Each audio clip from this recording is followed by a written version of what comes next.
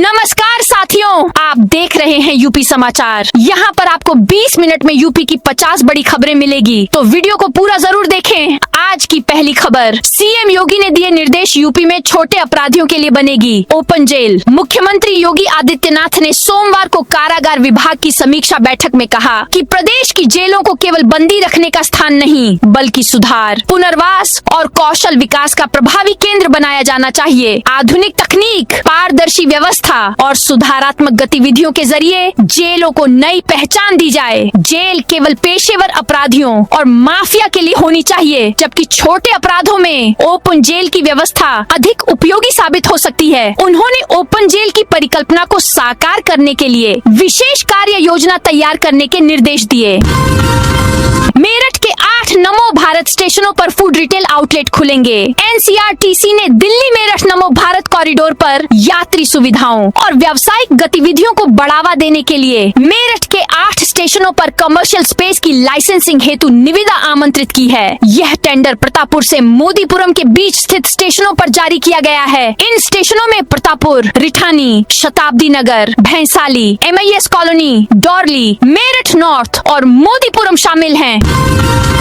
मुख्यमंत्री योगी आदित्यनाथ ने मंगलवार को स्वास्थ्य तथा चिकित्सा शिक्षा विभागों की एक मैराथन समीक्षा बैठक की। मुख्यमंत्री ने 2 टूक शब्दों में कहा कि स्वास्थ्य सेवाओं में हो रहे सुधारों का सीधा और त्वरित लाभ आम आदमी को मिलना चाहिए। उन्होंने सरकारी अस्पतालों में इलाज, जांच, दवाओं और इमरजेंसी सेवाओं की गुणवत्ता को और बेहतर करने के निर्देश दिए। साथ ही डॉक्टरों की कमी को दूर करने के लिए संविदा MBBS डॉक्टरों का मानदेय बढ़ाने के आदेश दिए हैं।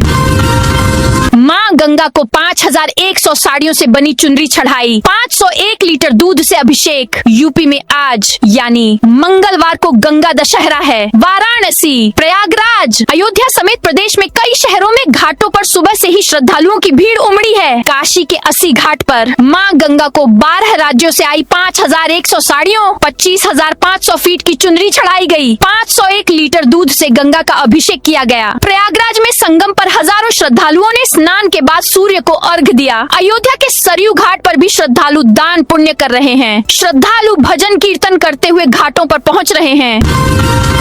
यूपी में आंधी तूफान, घरों की टंकियां उड़ी। यूपी में नौतपा का आज दूसरा दिन है। मंगलवार तड़के लखीमपुर खीरी में आंधी तूफान आया, पेड़ और पोल उखड़ गए, घरों की टंकियां उड़ गईं। सुबह ज्यादातर जिलों में बादल छाए रहे, बीच बीच में धूप निकलती रही। दिन चढ़ने के साथ ही गर्मी बढ़ गई, गर्म हवाओं ने जोर पकड़ लिया। आज 39 शहरों में हीटवेव का अलर्ट है। इनमें 3 शहर बांदा, चित्रकूट और प्रयागराज में रेड अलर्ट है, यानी यहाँ बहुत गर्म हवाएं चलेंगी। इससे पहले सोमवार देर रात अचानक मौसम बदल गया। लखनऊ में 90 की रफ्तार से तूफान आया। बस्ती, गोरखपुर और गोंडा में भी इतनी तेज आंधी आई कि हजारों पेड़ पोल उखड़ गए। मौसम विभाग ने बताया 28 मई से मौसम में बड़ा बदलाव देखने को मिलेगा। आंधी, तूफान और आसमान में बादल छाए रहेंगे। 2 से 3 दिन पूरे प्रदेश में अच्छी बारिश होगी। तापमान में 8 डिग्री सेल्सियस से 10 डिग्री सेल्सियस तक गिरावट आएगी।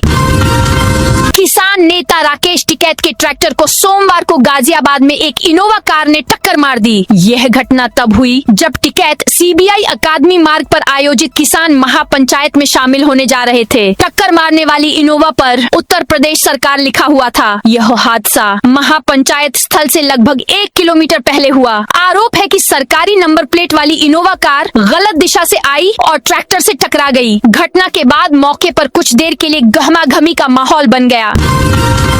विधायक अब्बास अंसारी के गनर निलंबित बिना सूचना दूसरे जनपद जाने और ड्यूटी में लापरवाही पर हुई कार्रवाई। मऊ सदर से विधायक अब्बास अंसारी की सुरक्षा में तैनात गनर उपेंद्र कुमार को पुलिस विभाग ने निलंबित कर दिया है। उन पर बिना विभागीय अनुमति और सूचना के गैर जनपद जाने तथा ड्यूटी में लापरवाही बरतने का आरोप है। अपर पुलिस अधीक्षक अनूप कुमार ने इस मामले की जानकारी देते हुए बताया कि विधायक अब्बास अंसारी की सुरक्षा के लिए गनर उपेंद्र कुमार को तैनात किया गया था। विधायक के भ्रमण के दौरान यह पाया गया कि गनर अपनी ड्यूटी पर मौजूद नहीं था और बिना सूचना दिए जिले से बाहर चला गया था। सीएम शुभेंदु बोले, बांग्लादेशियों जल्दी जल्दी भागो, यहाँ से घुसपैठियों को जेल नहीं भेजेंगे। बंगाल के सीएम शुभेंदु अधिकारी ने मंगलवार को बांग्लादेशियों को देश छोड़कर जाने को कहा। वे बोले, राज्य में अवैध तरीके से रह रहे बांग्लादेशियों की पहचान कर उन्हें पुलिस को सौंपा जाए, जिसके बाद बीएसएफ उनकी वापसी में मदद करेगा। उन्होंने कहा, जल्दी जल्दी भागो यहाँ से, वरना एक्शन लेंगे। हम घुसपैठियों को जेल भेजकर रोटी नहीं खिलाएंगे, वह दामाद नहीं है, उन्हें भगाया जाएगा। उनके बांग्लादेश के ऑफिशियल्स भी कह चुके हैं कि जो हमारे लोग होंगे उन्हें ले लेंगे। इधर पश्चिम बंगाल के नॉर्थ 24 परगना में मंगलवार सुबह से ही 100 से ज्यादा विदेशी नागरिक हाकिमपुर चेकपोस्ट पर इकट्ठा हुए हैं। दावा है कि यह लोग पश्चिम बंगाल के अलग अलग हिस्सों में अवैध तरीके से रह रहे थे और अब बांग्लादेश लौटने के लिए बॉर्डर पर पहुंच रहे हैं। महाराजगंज में डिब्बे में 10 लीटर डीजल की सीमा तय। महाराजगंज में पेट्रोल और डीजल की कमी के मद्देनजर जिला प्रशासन ने सख्त कदम उठाए हैं। जिलाधिकारी गौरव सिंह सोगरवाल ने पेट्रोल पंपों पर अव्यवस्था, जमाखोरी और कालाबाजारी रोकने के लिए नए निर्देश जारी किए। बढ़ती भीड़ और लंबी कतारों को देखते हुए डिब्बों में ईंधन बिक्री के लिए विशेष नियम लागू किए गए हैं। यूपी में पशु चिकित्सा छात्रों का इंटर्नशिप भत्ता हुआ 12,000 रुपए प्रति माह। प्रदेश सरकार ने पशु चिकित्सा शिक्षा एवं पशुधन स्वास्थ्य सेवाओं को और अधिक सशक्त बनाने के लिए प्रदेश के पशु चिकित्सा विज्ञान के छात्रों का इंटर्नशिप भत्ता 4,000 रुपए प्रति माह से बढ़ाकर 12,000 रुपए प्रति माह कर दिया है।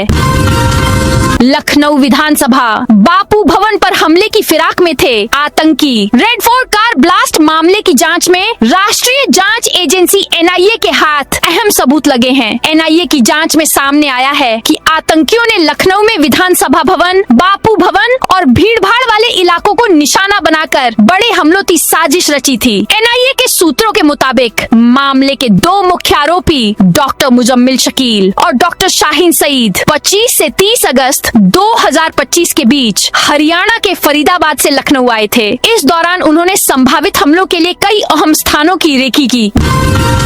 बकरीद पर सार्वजनिक स्थलों पर नमाज नहीं, डीएमएसपी ने दिए सख्त निर्देश। कानपुर देहात में आगामी बकरीद पर्व को शांतिपूर्ण और सौहार्दपूर्ण माहौल में संपन्न कराने के लिए मंगलवार को जिला स्तरीय शांति समिति की बैठक आयोजित की गई। कलेक्ट्रेट स्थित मां मुक्तेश्वरी देवी सभागार में हुई इस बैठक की अध्यक्षता जिलाधिकारी कपिल सिंह ने की, जिसमें पुलिस अधीक्षक श्रद्धा नरेंद्र पांडे भी मौजूद रहीं।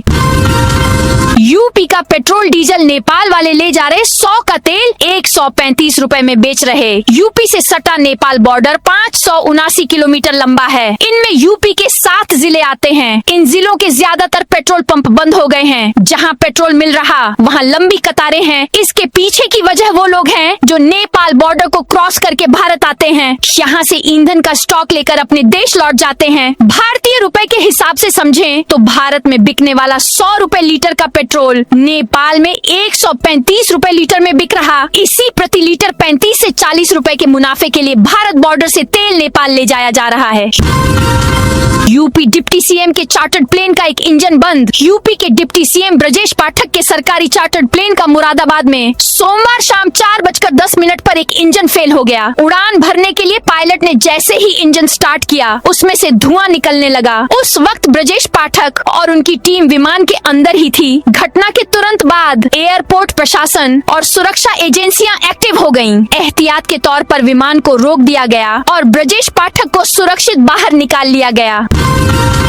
बीजेपी का संदेश, नौकरशाही पर नहीं, 57,000 प्रधानों पर भरोसा। यूपी में पहली बार ग्राम प्रधानों को प्रशासक बनाया जा रहा है। पंचायती राज में ऐसा पहली बार हो रहा है। आमतौर अगर ग्राम पंचायतों का कार्यकाल पूरा होने से पहले चुनाव नहीं हो पाते तो सरकारी अधिकारियों जैसे एडीओ पंचायत या बीडीओ को प्रशासक नियुक्त किया जाता था। चुनावी साल में योगी सरकार ने इस नीति को बदलने का फैसला किया है। सवाल उठ रहे हैं कि पहली बार ग्राम प्रधानों को प्रशासक क्यों बनाया जा रहा है। माना जा रहा है कि जब सरकार प्रधानों को कार्यकाल खत्म होने के बाद भी प्रशासक बनाकर उनके वित्तीय अधिकार सुरक्षित रखेगी तो यह बड़ा कैडर सरकार के प्रति वफादार रहेगा। विधानसभा चुनाव में ये प्रधान सत्ताधारी दल के लिए ग्राउंड लेवल पर सबसे बड़े वोटमैन मैनेजर की भूमिका निभा सकते हैं।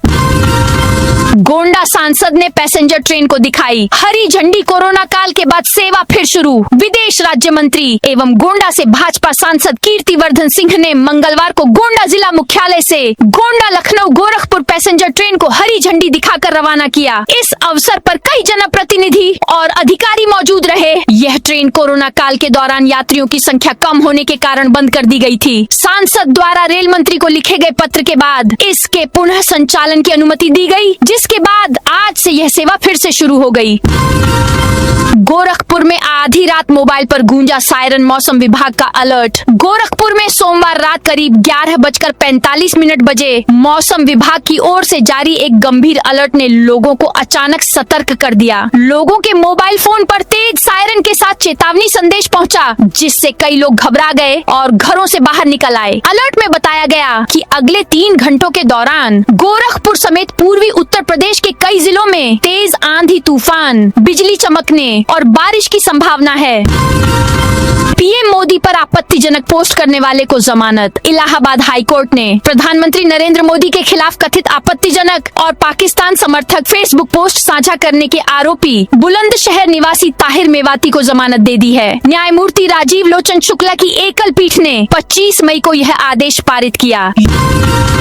यूपी में प्री प्राइमरी शिक्षा को मिलेगा नया आयाम। जुलाई से बच्चों को मिलेंगे होलिस्टिक रिपोर्ट कार्ड। प्रदेश में प्री प्राइमरी शिक्षा को और मजबूत बनाने की कोशिश हो रही है। 3 से 6 वर्ष आयु वर्ग के बच्चों के लिए आंगनबाड़ी केंद्रों और बाल वाटिकाओं में नई शिक्षण सामग्री तैयार कर ली गई है। जुलाई से बच्चों को नई पुस्तिकाओं के साथ होलिस्टिक रिपोर्ट कार्ड भी उपलब्ध कराया जाएगा। इसके जरिए बच्चों के सीखने, व्यवहार, भाषा विकास और गतिविधियों का समग्र मूल्यांकन किया जाएगा।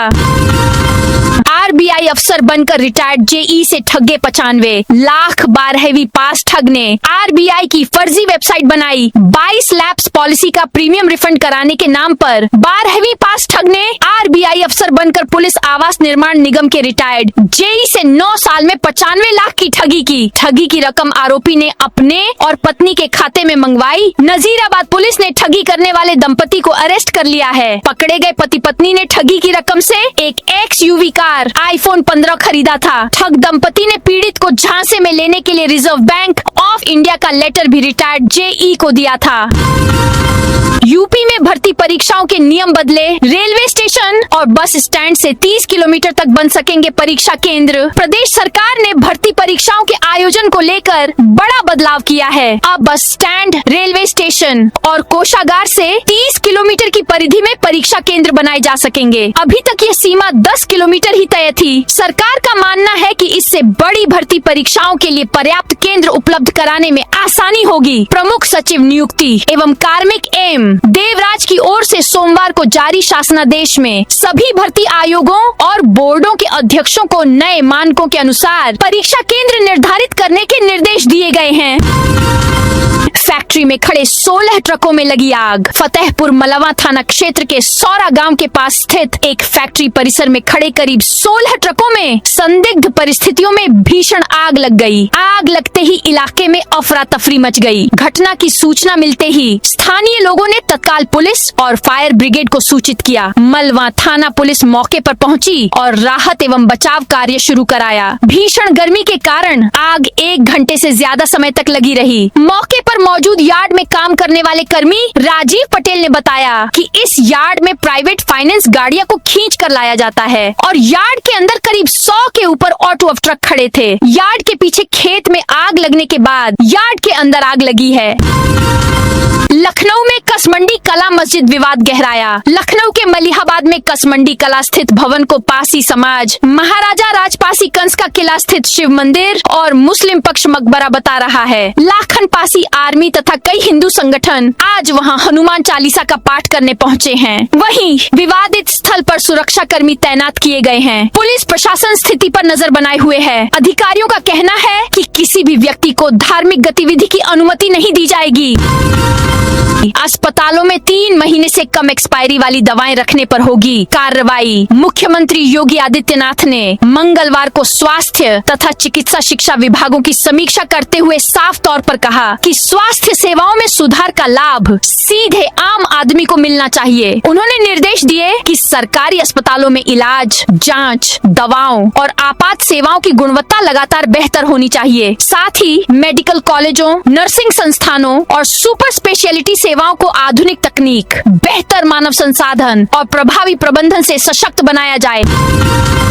बागपत में 7 साइबर ठग गिरफ्तार, 10 साल से करोड़ों की ठगी का खुलासा। बागपत की साइबर क्राइम पुलिस ने 7 साइबर ठगों को गिरफ्तार किया है। इनमें एक महिला भी शामिल है। यह गिरोह सोशल मीडिया पर लोन के आकर्षक ऑफर देकर लोगों को ठगी का शिकार बनाता था। गिरफ्तार अभियुक्तों ने देश भर में 5000 से अधिक लोगों को ठगा है और करोड़ों रुपए ऐंठे हैं। हरदोई में अखिलेश आजम के विवादित पोस्टर लगे मिले सपा ने भाजपा पर साजिश का आरोप लगाया। हरदोई शहर के कई प्रमुख चौराहों पर मंगलवार सुबह समाजवादी पार्टी के राष्ट्रीय अध्यक्ष अखिलेश यादव और वरिष्ठ नेता आजम खान के विवादित पोस्टर लगे पाए गए। इन पोस्टरों में अखिलेश यादव को सफेद टोपी में दर्शाया गया था और उन पर महिला विरोधी है अखिलेश आजम बना दिया था, अधर्म प्रदेश जैसे आपत्तिजनक नारे लिखे थे। यूपी में बाढ़ सुरक्षा परियोजनाओं में लापरवाही पर होगी सख्त कार्रवाई। जल शक्ति मंत्री स्वतंत्र देव सिंह ने विभागीय अधिकारियों को 15 जून से पहले बाढ़ सुरक्षा परियोजनाओं का काम पूरा करने के निर्देश दिए हैं। उन्होंने कहा है कि प्रदेश भर में संचालित बाढ़ सुरक्षा परियोजनाओं, तटबंधों की स्थिति, संवेदनशील क्षेत्रों में तैयारियों के साथ ही राहत एवं बचाव व्यवस्थाओं की तैयारी अभी से पूरी कर ली जाए। बाढ़ सुरक्षा परियोजनाओं के काम में लापरवाही पाए जाने पर संबंधित अधिकारियों के खिलाफ सख्त कार्रवाई की जाएगी। बुलंदशहर बकरा मंडी में 2 लाख तक के बकरे बिके। बुलंदशहर की बकरा मंडी में ईद उल अजहा बकरीद से पहले बकरों की बिक्री तेज हो गई है। यहाँ बकरों की कीमतें 30,000 रुपए से लेकर 2 लाख रुपए तक पहुँच गई हैं। मुस्लिम समाज सेवियों ने गाय की कुर्बानी न करने और आपसी सौहार्द के साथ त्योहार मनाने की अपील की है। बकरीद का त्योहार गुरुवार को मनाया जाएगा। इससे पहले जिले भर में बकरों की मांग में भारी वृद्धि देखी गई है। मंगलवार दोपहर 12 बजे तक बुलंदशहर की बकरा मंडी में 3000 से अधिक बकरे बिक चुके थे। कासगंज के ढोलना चौराहे पर 4 सीसीटीवी लगे। कासगंज में अपराधों पर प्रभावी नियंत्रण और आम जन में सुरक्षा की भावना मजबूत करने के उद्देश्य से मंगलवार को थाना ढोलना क्षेत्र के प्रमुख ढोलना चौराहे पर 4 सीसीटीवी स्थापित किए गए। इन कैमरों के माध्यम से संदिग्ध व्यक्तियों और वाहनों की निगरानी की जाएगी। पुलिस का मानना है कि ये कैमरे यातायात व्यवस्था को बेहतर बनाने और किसी भी आपराधिक गतिविधि पर तत्काल नजर रखने में सहायक होंगे। इससे चौराहे पर होने वाली हर गतिविधि पर पैनी नजर रखी जा सकेगी। मथुरा में हिमांगी सखी बोली, बांके बिहारी जी मेरी उम्र प्रेमानंद महाराज को दे दें। वैष्णव किन्नर अखाड़ा की जगत गुरु शंकराचार्य हिमांगी सखी मंगलवार को पुरुषोत्तम माह में वृंदावन पहुंची। उन्होंने यहाँ बांके बिहारी जी के दर्शन किए, परिक्रमा की। दैनिक भास्कर से बातचीत में उन्होंने कहा कि मैं प्रेमानंद महाराज जी को बहुत मानती हूँ। उनकी बड़े कम समय में ख्याति हुई है। वर्तमान में महाराज जी भक्ति का स्रोत है। उनका वीडियो देखकर मेरा मन बहुत ही भावुक है। ऐसे रसिक संत इस विश्व में चाहिए। मैं अपने ठाकुर जी से कहूंगी कि इस सखी की अरदास स्वीकार करें। मेरी उम्र भी प्रेमानंद महाराज जी को लग जाए।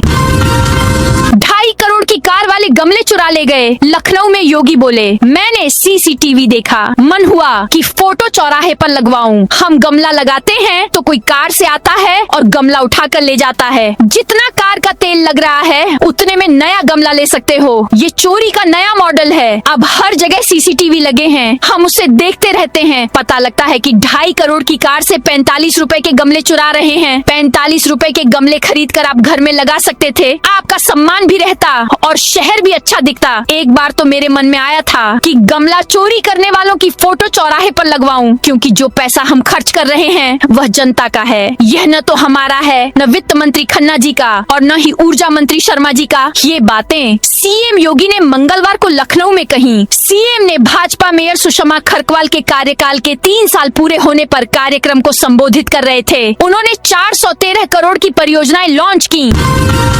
अयोध्या में एचपीवी टीकाकरण अभियान धीमा। अयोध्या में गर्भाशय ग्रीवा सर्वाइकल कैंसर से बचाव के लिए चलाया जा रहा ह्यूमन पैपिलोमा वायरस एचपीवी टीकाकरण अभियान धीमी गति से चल रहा है। 14 से 15 वर्ष आयु वर्ग की किशोरियों के लिए निर्धारित 28,836 के लक्ष्य के मुकाबले अब तक केवल 1,564 किशोरियों को ही टीका लगाया जा सका है।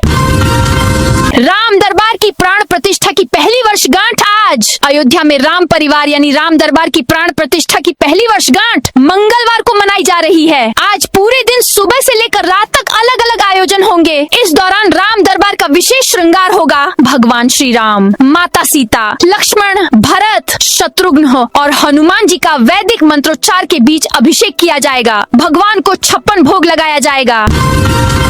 लखनऊ में बकरीद के अवसर पर बदला रहे ट्रैफिक। लखनऊ में ईद उल जुहा बकरीद को लेकर ट्रैफिक पुलिस ने शहर में डायवर्जन व्यवस्था लागू की है। 27 और 28 मई को सुबह 6 बजे से नमाज समाप्त होने तक पुराने शहर और ऐशबाग ईदगाह के आसपास कई रास्तों पर ट्रैफिक प्रतिबंधित रहेगा। पुलिस ने लोगों से वैकल्पिक मार्गों का प्रयोग करने की अपील की है।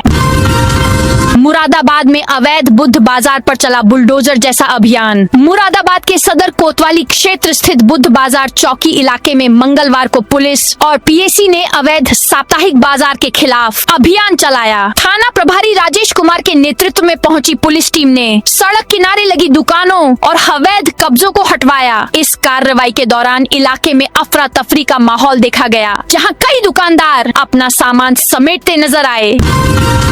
प्रेमानंद जी जब तक ठीक नहीं होंगे इंतजार करेंगे। महाराज जी अभी दर्शन नहीं दे रहे हैं। कोई बात नहीं, अभी हम सब यहाँ रुक कर इंतजार करेंगे। मुझे राधा रानी पर भरोसा है, जल्द ही प्रेमानंद महाराज जी स्वस्थ होंगे, फिर हम लोग आशीर्वाद लेकर घर जाएंगे। ये कहना है 1400 किलोमीटर दूर कोलकाता से वृंदावन आई महिला श्रद्धालु जूही भावनी का। इनकी तरह राजस्थान, असम, हरियाणा, उत्तराखंड, बिहार समेत कई राज्यों से भक्त प्रेमानंद जी के दर्शन करने पहुँच रहे हैं, लेकिन प्रेमानंद जी की तबीयत 10 दिनों से खराब है, इसलिए भक्त उनका दर्शन नहीं कर पा रहे हैं।